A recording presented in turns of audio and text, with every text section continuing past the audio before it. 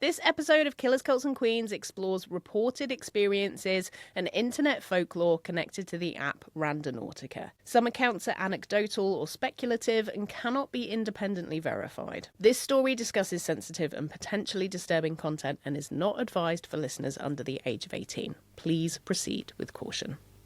I'm Nikki Druce. And I'm Cheryl. And this is Killers, Cults and Queens, The podcast where we journey to the spookiest, scariest, and downright weirdest corners of this world. Today, we're getting ready to go on a randomly generated adventure, but instead of finding something fun and unexpected, we're discovering something incredibly disturbing. Because poor blimey geezer, mate, we do not need to be going anywhere near that bullshit. Pokemon Go it is. Squirtle, here we come. Ooh.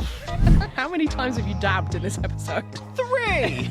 Were you the killer all along? It was me, Randonautica. Are you ready? You've locked the door, I can't get out. In on my watch. Let's go.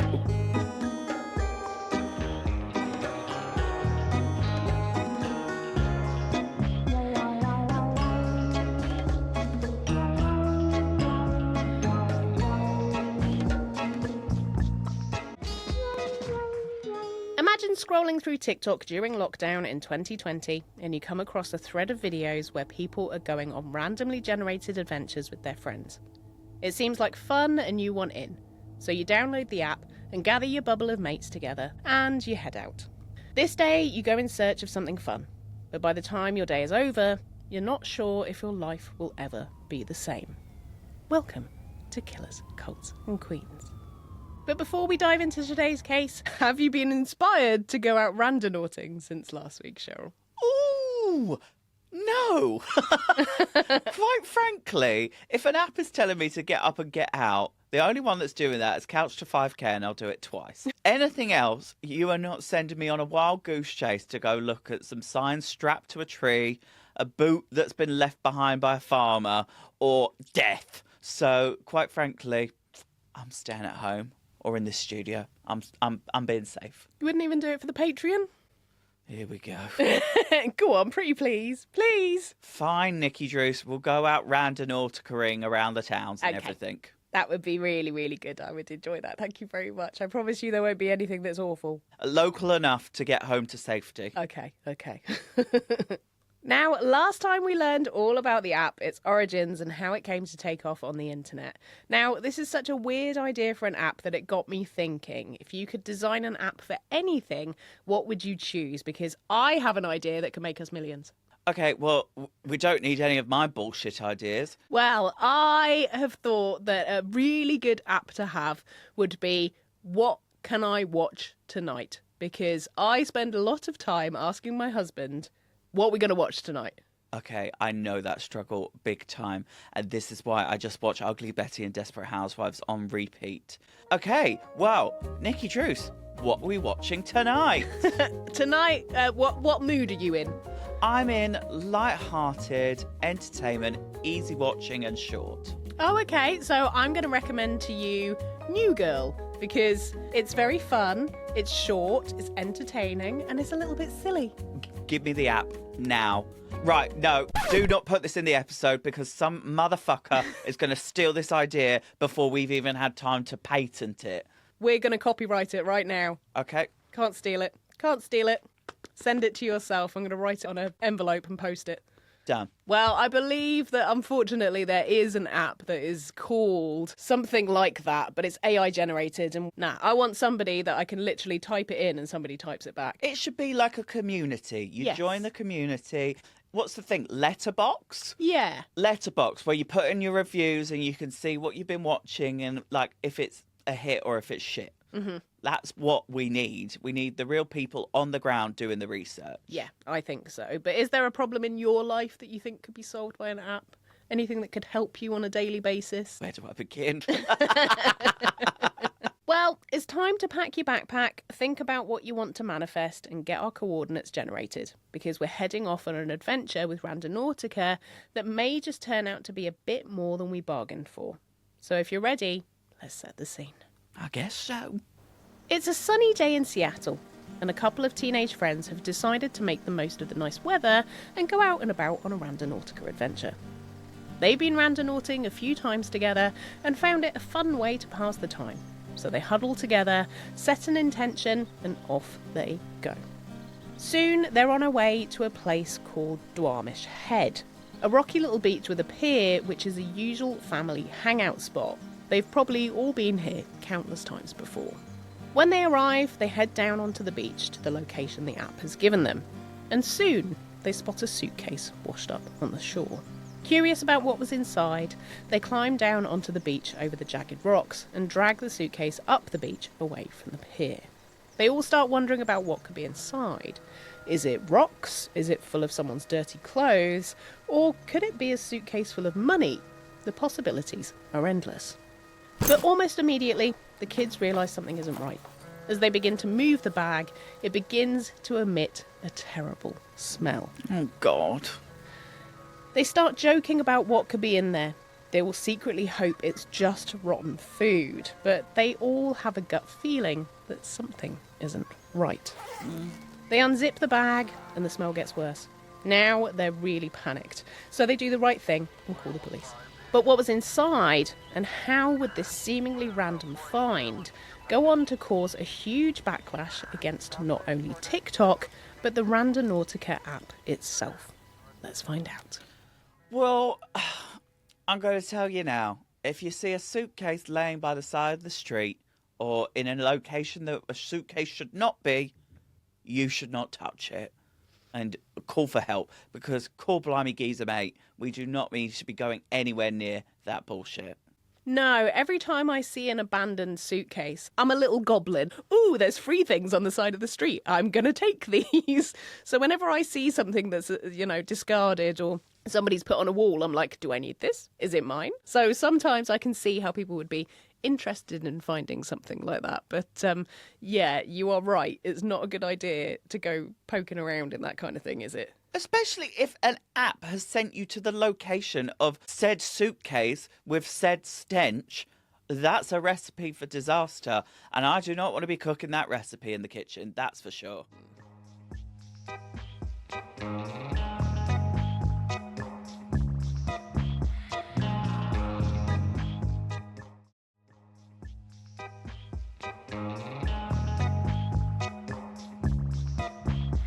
When police arrive on a sunny Seattle beach on the 19th of June 2020, after being alerted to a suitcase that had washed up on the shore, they weren't sure what they would find. As the teenagers on Alki Beach were questioned, they explained how they'd been using the quantum generation app Randonautica to have an unknown adventure that day. They'd set their intention as travel. So when they found the washed up suitcase, they were super excited to see what sign the universe had delivered to them. However, they soon found themselves in a trauma-inducing situation. As they unzipped the suitcase, the smell of what was inside was incredibly overpowering. Inside, they found black bin bags all tied up. They didn't know whether to take a closer look, but they decided against it. And that's when they called the police, suspecting something was wrong. When the police arrived, they cordoned off the beach as a crime scene, and the suitcase was removed for examination. Inside the black bin bags were dismembered body parts. I saw it coming. What the teenagers had found was not a suitcase full of rotten food. This was a dead body. This is a TV show in real life. This is Pose happening right here, right now. The only way you're going to fit a body into a proper suitcase, you chop it up. Not from experience, from visual learning. Okay. just wanted to clarify. But I could sense it coming, especially the stench. There is no mistaking that stench. No. Not that I've smelt dead body.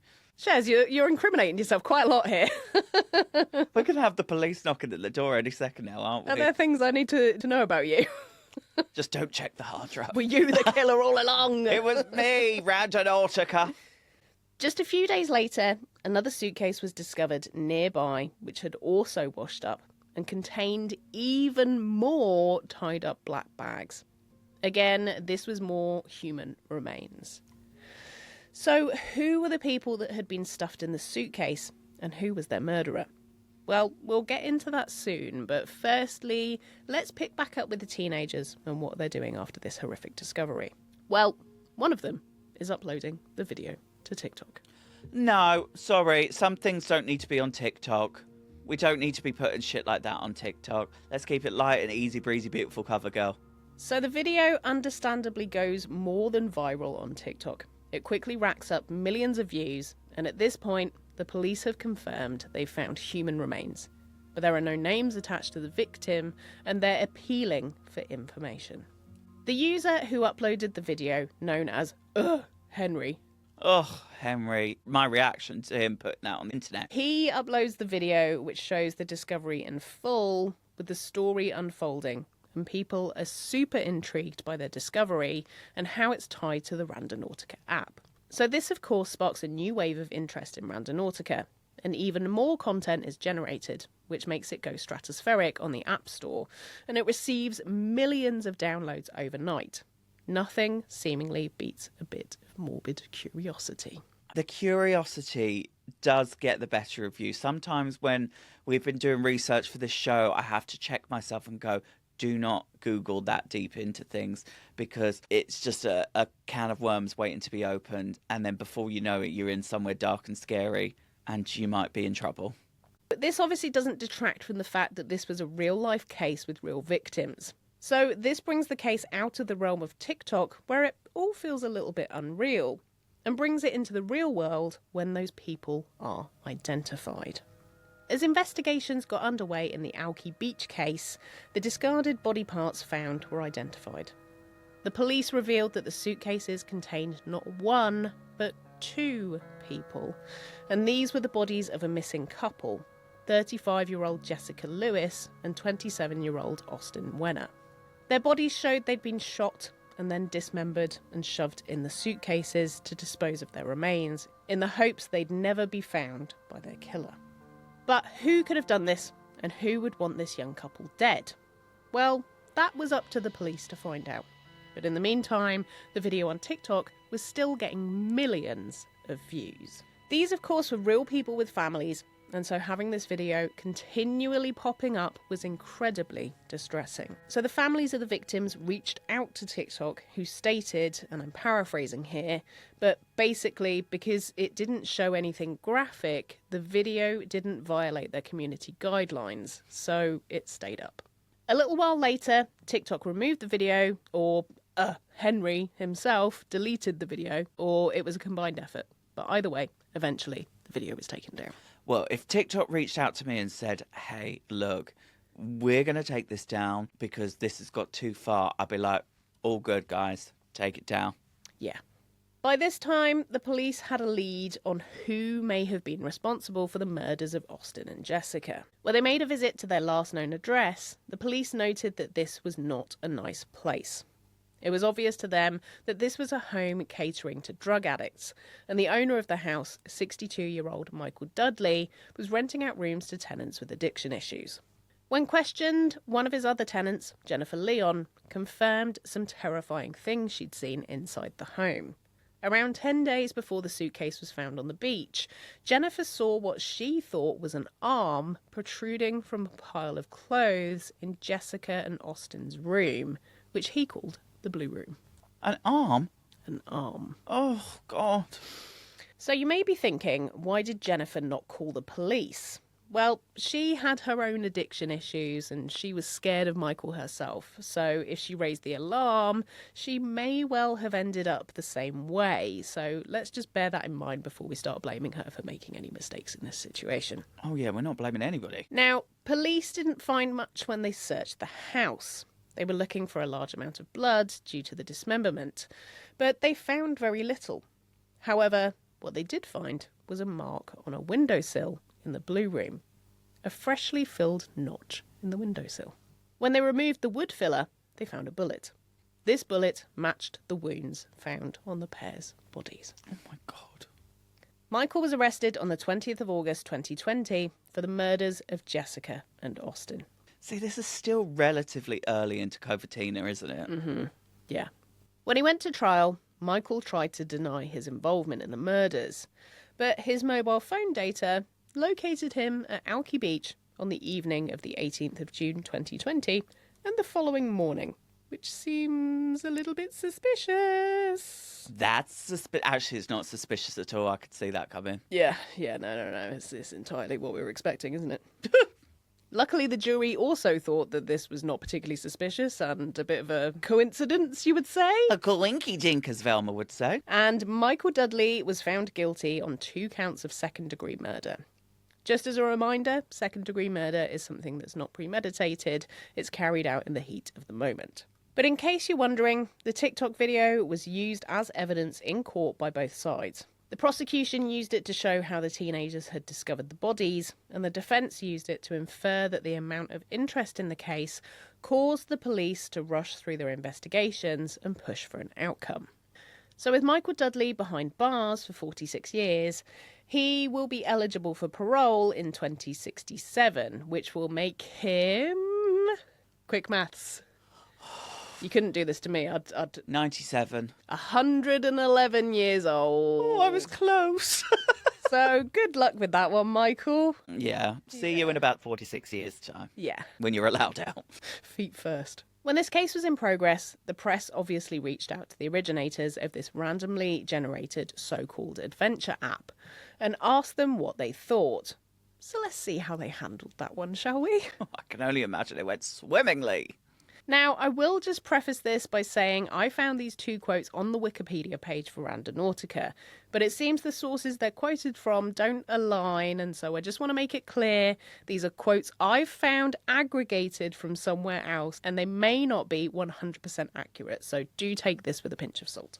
When asked about the discoveries of Austin and Jessica, Joshua Lengfelder, the app's co-founder alongside Auburn Salcedo, allegedly said, "When you're sending millions of people to random locations and searching the hidden corners of reality, you're bound to find some pretty shocking stuff sometimes. It's not the best press, but I'm not really that upset about it because it's kind of cool. I kind of wish it was me who found it."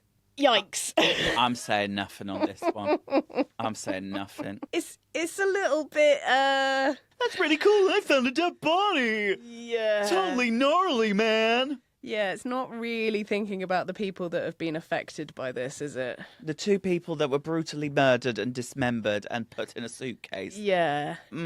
I think somebody's got to go back to PR school. It's not the response that I would have expected. Auburn also allegedly inferred that the videos could be fake. It's obvious now that they weren't, of course. And she was quoted as saying, "It's so hard to manage because people are really taking creative liberties after seeing how much traction the app is getting in that fear factor."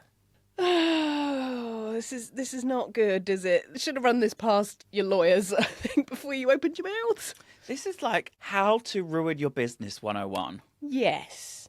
So it's safe to say that whatever you may think, Randonautica did lead some people to a suitcase with a dead body inside on that sunny day in June 2020. And whilst it wasn't anything to do with the app, it did raise safety concerns around it. Randonautica has always maintained that the app is safe to use and also issues safety guidance to users such as not trespassing, always exploring during the day, and alerting emergency services if people do find themselves in danger. Now, some people do have theories that the app may generate locations which are known to have higher crime rates, which could, in theory, be fed into the data of the app to use when it generates coordinates. But this has been discredited by the app makers.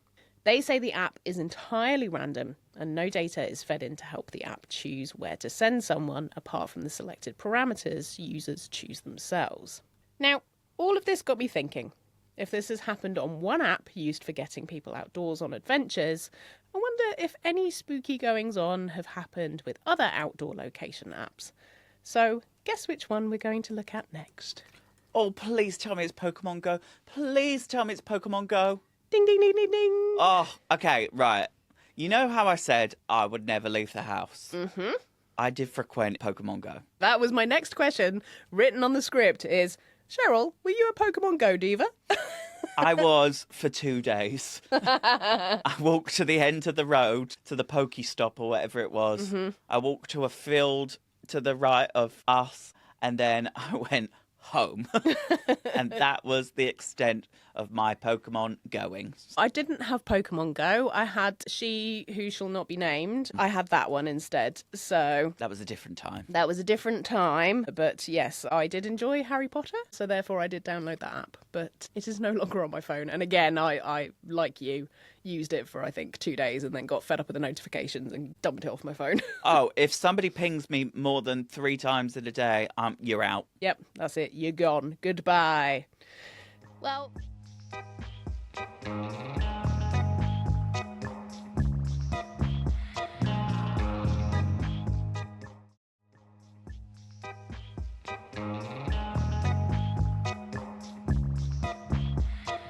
Well, for those of you, like me, who didn't catch on to the phenomenon, Pokemon Go was an app that took the world by storm. It's free to play and download and came out in 2016. The app which allows users to explore the world outside with augmented reality, basically characters which pop up on your phone which look like they're in your world, but they're not. Bulbasaur right in front of you. Yeah. Look at me down with the kids. How many times have you dabbed in this episode? 3! Make that 4. Users could then swipe to capture the Pokemon, and the more you got, the more you went up in the rankings. You could also level up your Pokemon too. So this got people out and about in the real world, and along with that came a wonderful array of encounters which could never be predicted. First up, the app really did use the world as its playground. It set up Pokemon gyms at what were meant to be public places, but sometimes the app got it wrong and accidentally set it to people's homes. I would be mortified if a bunch of 16-year-old kids just turned up outside my house. So, Pokemon gyms acted as attractors to people, and soon there were just groups of people standing about outside homes whilst they battled in the game. These groups were harmless, but you can imagine it's a bit terrifying to suddenly look out of your window and see a load of millennials milling about, catching them all at 3 a.m. I'd be like, go to sleep, you kids. Get off my lawn! Literally. Old man yells at sky again. And that's another thing. This app started to bring unlikely people together. One 40-year-old said he couldn't sleep, went out for a walk in a park in the early hours of the morning looking to pick up some Pokemon, and soon found himself wandering around with some 20-year-olds who were leading him to different places to find upgrades. This obviously looked incredibly suspicious, so a policeman asked them what they were up to, thinking they were doing a drug deal.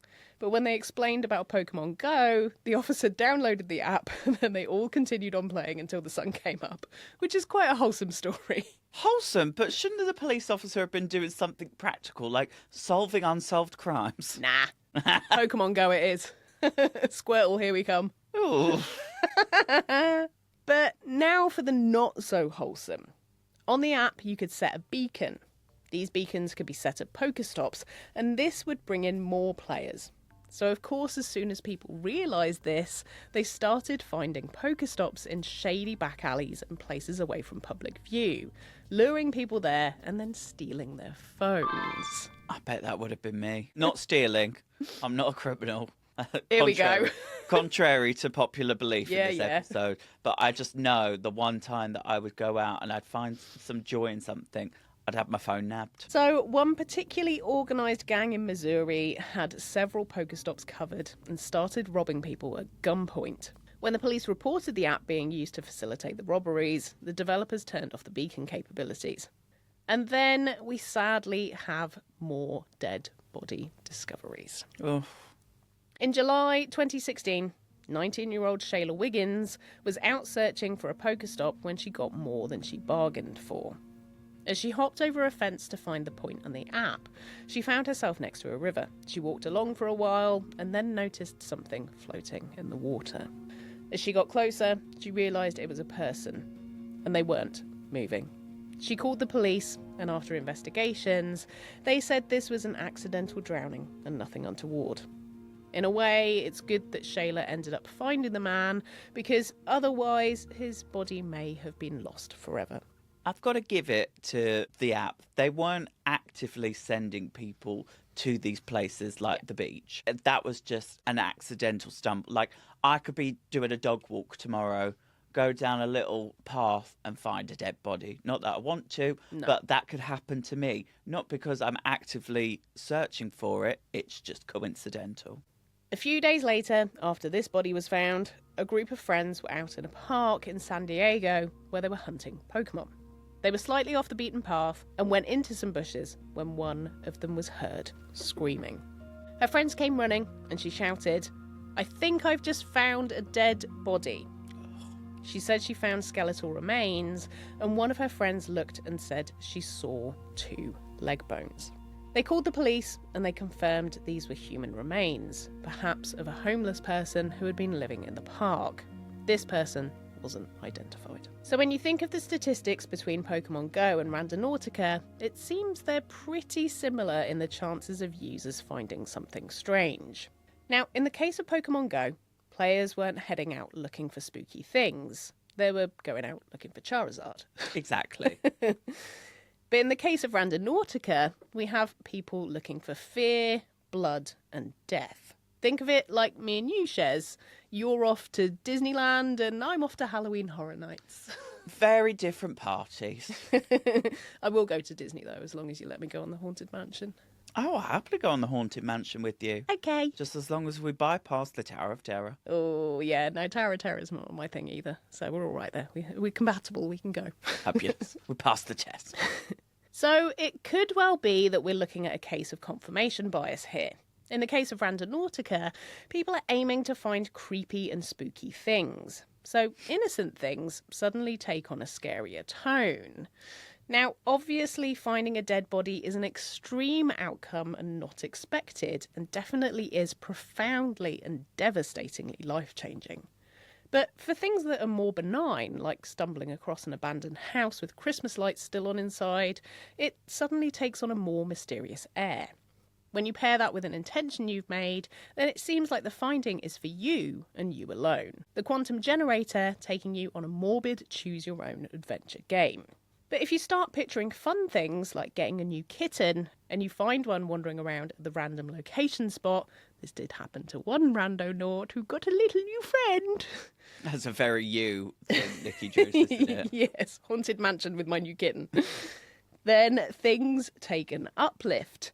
So maybe Randonautica isn't creepy after all, it's just the people that are using it. The law of averages dictates that when you have millions of people using these types of outdoor apps, the chances are a few of them will have experiences that are less than fun.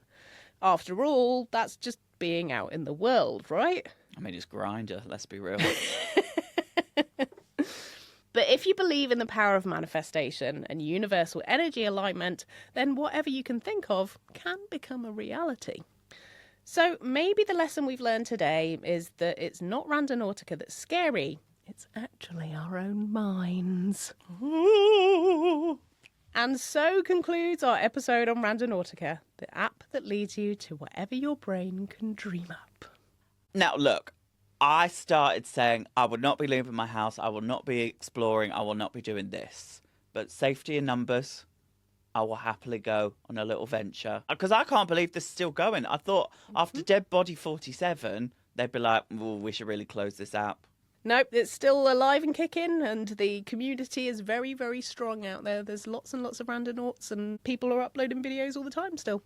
Damn. I have to say, the curiosity has itched my brain. I'm not saying I'm downloading it. I'm not saying I'm buying into the goose or whatever the saying is.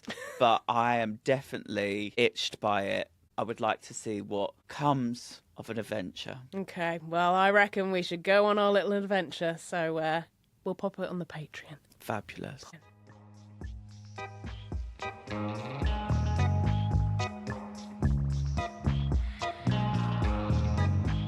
Coming up next time on Killers, Cults and Queens. We'll be sneaking spoons into our undercrackers, hiding gravel in our socks, and hoping a raft made from raincoats can withstand the fearsome waves as we're going to break out of the world's most secure prison. It's Alcatraz. If you've made it this far, thank you for listening. That's all for this episode, and we'll be back on Monday with a brand new case. We want to hear from you. We will be discussing this case in the Spooky Sleepover on Friday. So if you have any thoughts or any theories, drop us an email at killerscultsqueens@gmail.com. Or DM us at Killers, Cults, Queens on Instagram, leave us a comment on Spotify or YouTube, or send us a message on Patreon, because we want to know exactly what you think.